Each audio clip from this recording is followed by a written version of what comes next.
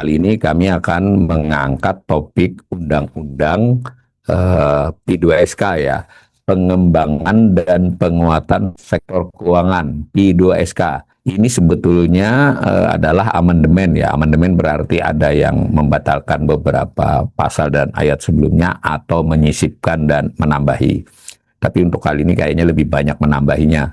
Mudah-mudahan para pemirsa bisa mencermati, bisa memanfaatkan apa saja pandangan-pandangan para ekonom ini, dan kami semua bersama selalu punya komitmen ya, ekonom bisa saja salah dalam analisanya, antar kami pun tidak sependapat, tetapi satu hal yang pasti, ekonom tidak boleh berbohong.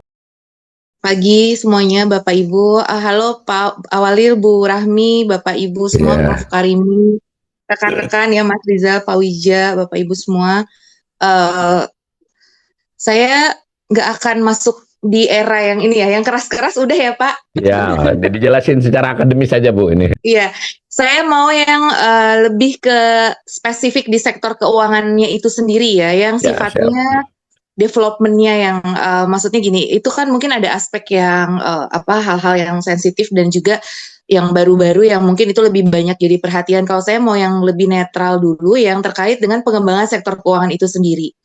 Jadi kan ini sebenarnya perubahan Undang-Undang Nomor 4 Tahun 2023 tentang pengembangan dan penguatan sektor keuangan. Nah, jadi fokusnya memang di Patriot Bond, tadi ya sudah disebutkan, dan macam-macam yang Bapak Ibu sudah diskusikan. Namun saya melihat sebenarnya ada banyak hal yang belum masuk gitu. Jadi kalau kita benar-benar pengen mengembangkan sektor keuangan kita, justru PR-PR kita yang banyak, nah ini ada di sini ya. Jadi nanti di poin terakhir tentang pengembangan sektor keuangan secara keseluruhan. Jadi pengembangan sektor keuangan secara keseluruhannya itu masih parsial gitu. Jadi kayak tadi kalau Pas Ahmad bilang ada beberapa banyak yang pesanan, jadi dimensi pesanannya lebih dominan kayaknya ya dibandingkan dengan dimensi untuk nafas semangat mengembangkan sektor keuangannya itu sendiri gitu loh. Jadi mungkin bisa dikatakan misalkan lebih banyak ke bagaimana mengatur, bagaimana ini, tapi pengembangan sektor keuangannya itu sendiri yang dirasakan masih kurang. Sayang sekali sih kalau misalkan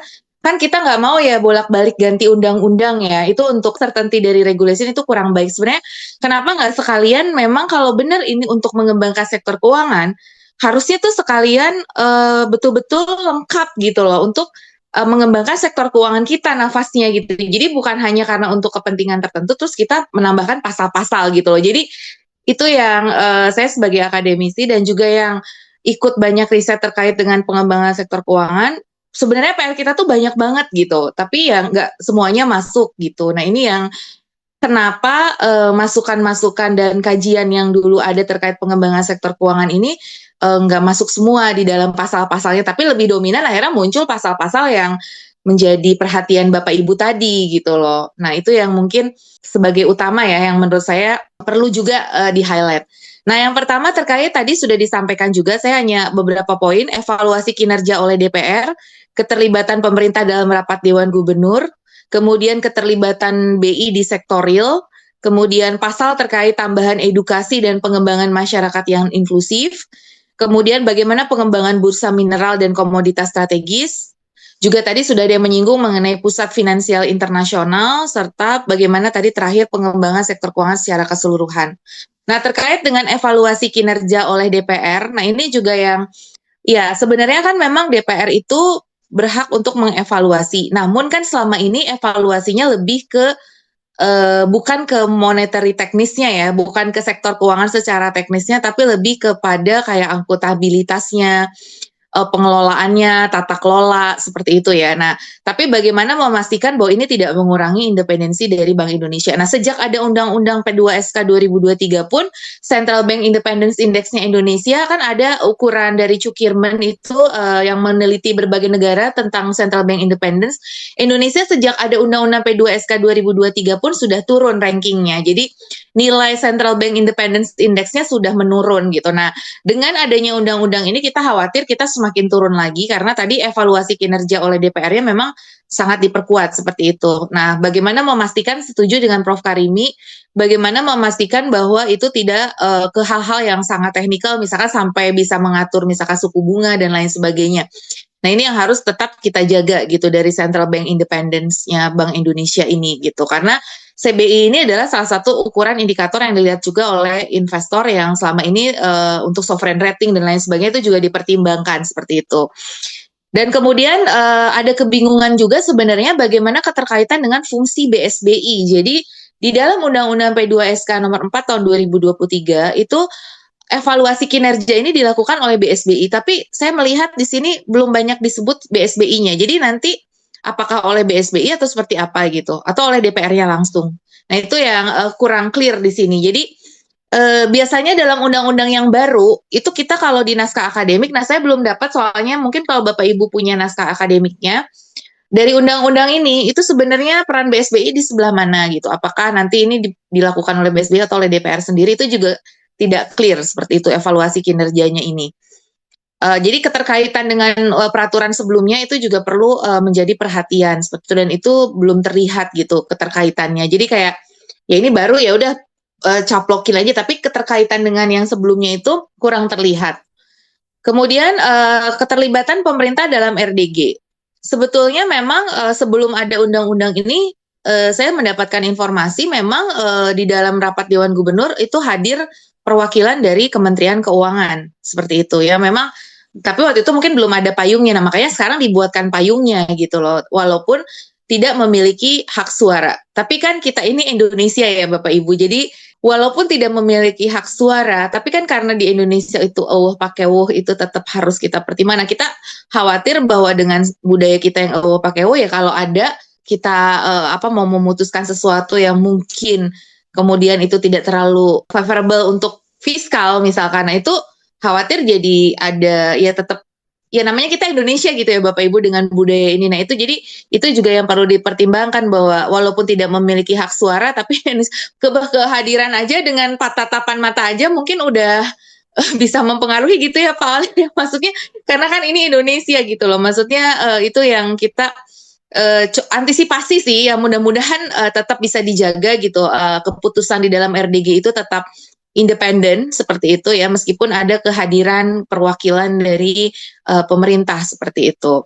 Kemudian keterlibatan BI di sektor tadi sudah disampaikan. Nah, saya agak khawatir karena walaupun sih untungnya tidak di tidak di ayat 1 ya, dia adanya di ayat selanjutnya yang bilang bahwa kan BI tetap bertujuan untuk tadi stabilitas sistem keuangan, pembayaran, stabilitas harga untuk pertumbuhan ekonomi yang berkelanjutan. Nah, terus baru di ayat 2-nya juga lebih mendukung untuk sektor real dan juga ke lapangan pekerjaan gitu ya, kesempatan kerja. Nah, ini agak berat ya. Jadi BI multiple objektif banget dan khawatir ya ini jadi ada ya walaupun BI bilang lebih banyak di makroprudensialnya nanti akan bermain untuk sektorial dan lapangan kerja. Cuman kalau BI jadi ngurusin lapangan kerja juga dan di situ tidak dibilang berkoordinasi ya untuk membantu yang lain. Jadi seakan-akan nanti bebannya dipindahkan ke BI gitu. Memang di situ disebutkan membantu gitu, tapi di dalam membantu itu kan harus berkoordinasi dengan KL lain dong yang teknis yang terkait seperti itu untuk lapangan kerja karena BI nggak bisa sendiri di sini gitu kan. Jadi belum ada penegasan bahwa ini tuh berkoordinasi dengan kementerian lainnya karena ya ini kan tugas Kementerian Tenaga Kerja dong untuk menciptakan lapangan kerja seperti itu. Nah, ataupun Kementerian Investasi misalkan. Nah, itu juga jangan ya BI jadi nggak fokus gitu ya ngerjain tugas utamanya gara-gara harus fokus di pekerjaan yang tambahannya gitu. Nah, ini yang dikhawatirkan juga dan ini nanti takutnya ke monetary accommodation yang berbahaya untuk stabilitas sistem keuangan seperti itu. Jadi walaupun lewat makroprudensial, tapi kan jadi kadang kita bingung ya bunga naik tapi makroprudensialnya sangat ekspansif kan itu juga jadi inkonsisten dari sisi monetary policy-nya. Itu juga mungkin yang perlu jadi pertimbangan untuk lapangan kerja ini seperti apa gitu. Sejauh mana tanggung jawab BI kepada lapangan kerja itu. Kemudian saya melihat ada pasal juga terkait tambahan tugas edukasi dan pengembangan masyarakat yang inklusif. Sebenarnya ini bagus ya. Dan ini bukan cuma BI, OJK, LPS, pokoknya otoritas di sektor keuangan itu dikasih tambahan tugas edukasi dan pengembangan masyarakat yang inklusif. Nah, saya agak khawatir ya ini sebenarnya bagus ya memang untuk edukasi seperti literasi finansial kan memang itu sudah dilakukan oleh 3 lembaga itu tetapi di sini itu kan kemarin ada program masalah CSR itu loh yang lagi diperiksa oleh KPK ya.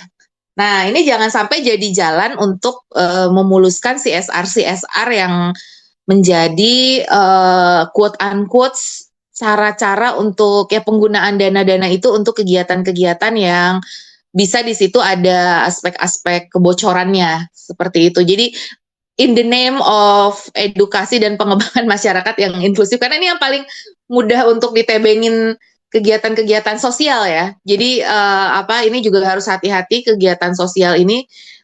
Kan BI emang punya program kayak contoh BI ya, punya PSBI ya, program sosial Bank Indonesia gitu-gitu ya. Kemarin kan kemudian ada sedikit kasus yang CSR kayak gitu kan. Nah, itu jangan sampai pasal ini menjadi itu ya ajang untuk bisa menutupi kegiatan-kegiatan seperti itu. Jadi pengawasan hal ini juga tetap harus kita kawal gitu ya. Ya ini walaupun sebenarnya bagus kalau ini bagus ya, cuman ini suuzonnya aja gitu.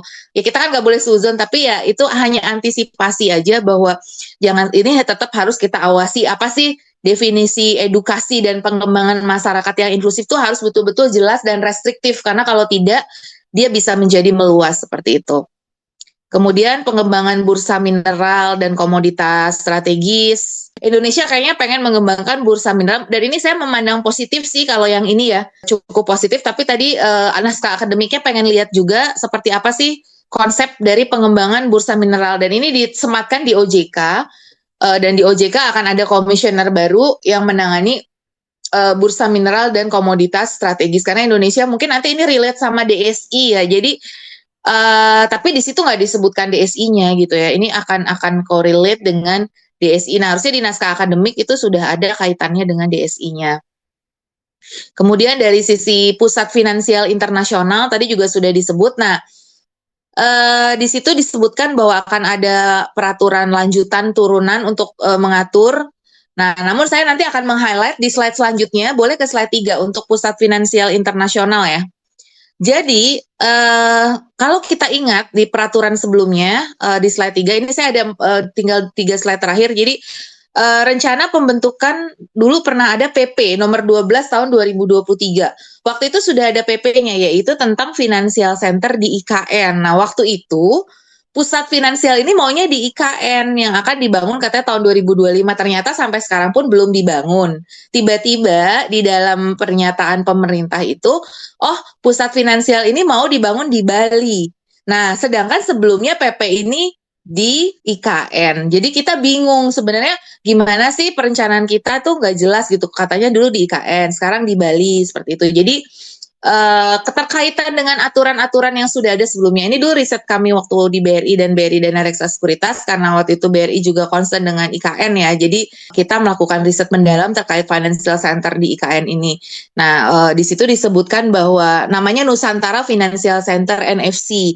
Dia akan menempati 260 hektar, akan beroperasi sebagai universal bank, menawarkan layanan keuangan yang lebih luas. Nah, ini jelas, PP ini detail. Nah, kalau yang di sini nggak jelas apa sih mau bentuknya seperti apa dan bagaimana, makanya akademik ininya belum lihat gitu seperti apa gitu. Lihat dulu aturan-aturan sebelumnya yang ada apa sehingga kita ada keberlanjutan dari aturan itu ya, dan keterkaitannya seperti apa, seperti itu.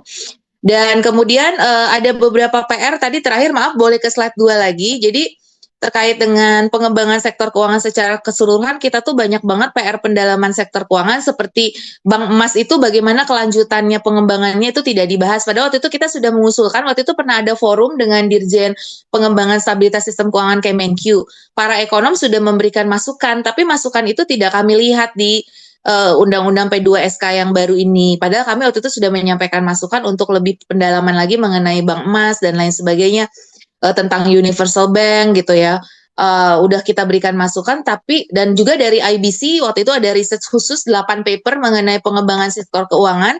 Itu mulai dari bagaimana sovereign rating, bank consolidation, NPL, pengelolaan NPL. Kita butuh lembaga pengelolaan NPL karena kita tuh kredit macet itu sangat menjadi masalah, tapi itu sama sekali tidak muncul, padahal sudah kita sampaikan juga di berbagai forum ya kalau terkait dengan bagaimana pengembangan sektor keuangan Indonesia ke depan. Jadi sangat disayangkan riset-riset yang bagus itu untuk pengembangan sektor keuangan benerannya itu nggak masuk gitu di dalam ini gitu ya, cuman masuk tadi bursa mineral strategis ya sesuai dengan kondisi-kondisi sekarang saja gitu. Apakah mungkin karena ini inisiatifnya bukan dari pemerintah sehingga yang masukan-masukan dari sisi pemerintah menjadi belum masuk, karena waktu itu memang sebenarnya ada forum-forumnya gitu dan sosialisasinya untuk mendapat masukan. Nah, tapi sayang sekali seperti PR yang di slide 5, maaf mungkin boleh ke slide 5, ini juga PR yang belum masuk, yang tadi saya bilang salah satu kajian IBC di slide 5, slide terakhir. Nah, berbagai hasil kajian misalkan pengelolaan NPL. Jadi bagaimana kita membentuk, karena di berbagai negara itu sudah punya Asset Management Corporation untuk pengelolaan NPL misalkan. Terus untuk bank consolidation, pengembangan sovereign rating, pengembangan rate dan macam-macam berbasiskan aset, pengembangan instrumen keuangan yang bervariasi. Wah, itu butuh banget sebenarnya bantuan undang-undang. Kalau itu bisa, pendalaman pasar keuangan kita itu bisa semakin maju, pengembangan produk-produk dan instrumen keuangan. Namun itu tidak terlihat sama sekali. Ya, yang terlihatnya tadi aja bursa mineral komoditas strategis, kemudian pengembangan dana antara bond dan merah putih bond itu ya ada, tapi tadi dan pusat finansial, tapi tadi ya banyak yang PR-PR kita itu juga belum masuk, padahal sangat butuh dukungan dari undang-undang pengembangan sektor keuangan. Itu sih intinya Pak Walil. Jadi mudah-mudahan penyampaian dari masukan kami ya artinya bahwa ya ini kan udah terjadi, udah terbentuk ya undang-undangnya. Jadi ya cuma sangat disayangkan sekali lagi seandainya masukan-masukan itu lebih bisa dielaborasi dalam naskah akademiknya dan pasal yang lebih komprehensif, undang-undang ini sudah lebih baik. Walaupun saya mengapresiasi ada beberapa yang memang positif, tetapi ya beberapa yang negatif sudah banyak gitu. Tapi saya melihat ada positifnya juga gitu. Tetapi ya balancing between positif negatifnya itu, seandainya positifnya itu lebih banyak tadi untuk pengembangan sektor keuangan, hal-hal negatifnya mungkin ya lebih bisa seimbang gitu ya. Ya walaupun kita tidak mengharap negatifnya ada, tapi ya ini kan namanya discussion ya. Sayangnya diskusi ini Ya. kita biasa Pak kok diskusinya setelah undang-undangnya jadi, harusnya kan diskusinya sebelum undang-undangnya jadi gitu. Itu yang disayangkan Pak gitu. Ya, ya. Ya, terima kasih Prof. Telisa dari Universitas Indonesia.